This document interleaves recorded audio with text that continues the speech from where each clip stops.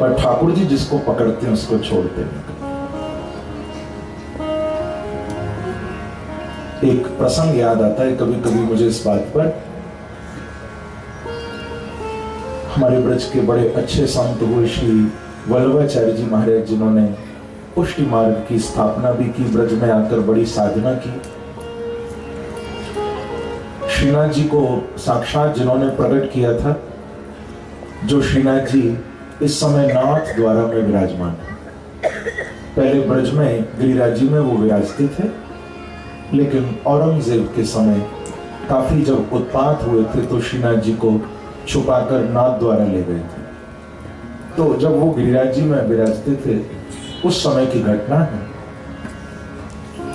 सेवा में उस समय एक संत रहा करते थे, प्रेमाचार्य जी। उनको वल्लभाचार्य जी ने सेवा सौंपी थी श्रीनाथ जी की। एक बार उनसे सेवा में कोई गलती हो गई और आचार्यों का ये स्वभाव होता ही है कि भाई हमारी सेवा में कमी कर दो तो कोई बात नहीं, लेकिन ठाकुर जी की सेवा में कमी नहीं करो। भगवान की सेवा तो नियम से होनी चाहिए। तो उनसे कोई अपराध हो गया,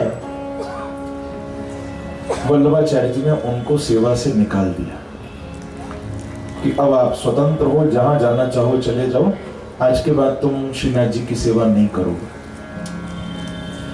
वो बेचारे आचार्य चरण की बात मान के सेवा छोड़ के चले तो गए, पर उनका मन श्रीनाथ जी के चरणों में ही रह गया।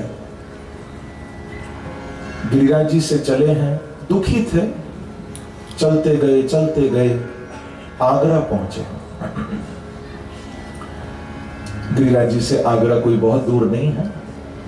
चलते चलते जब आगरा पहुंचे, सुबह का समय था। एक हलवाई ने अपनी दुकान खोली थी और वो जलेबियां बना रहा था।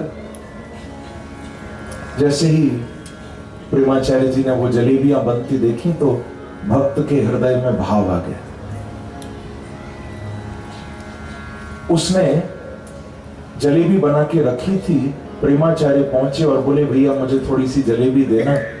उससे खरीदी और बीच सड़क पर खड़े होकर वहीं से ऐसे जलेबियां ऊपर उठा के और जोर जोर से कहने लगे कि हे मेरे ठाकुर, आज तुम्हारे पास होता तो वहीं भोग लगाता, पर तुम तो सर्वत्र हो, मेरा भोग यहीं से स्वीकार करो।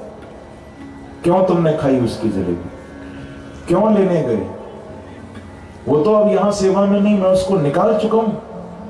तो ठाकुर जी ने गंभीर होकर कहा कि महाप्रभु जी, आप समर्थवान हो, आप आचार्य हो, आप जिसको चाहो रख सकते हो, जिसको चाहो निकाल सकते हो, पर मैं जिसको अपना लेता हूं फिर उसे कभी निकालता नहीं, वो मेरा हो जाता है। बड़ा भक्त वत्सल भगवान की जय, वृंदावन बिहारी लाल की जय। तो ये मैंने इसीलिए बताया कि ठाकुर जी जिसको पकड़ते हैं उसे छोड़ते हैं। तृणावर्त का उद्धार करके इसको भी सदगति दे दी, अपने धाम भेज दिया। आगे मेरे प्रभु का बड़ा सुंदर महाराज नामकरण हुआ है। यादवों के कुल गुरु श्री गर्गाचार्य पधारे हैं और जिन्होंने आकर नंद बाबा के महल में आसन लगाया कि गर्गः पुरोहितो राजन् यदुना सुमहातपा ब्रजं जगामनन्दस्य वसुदेव प्रणोदितः।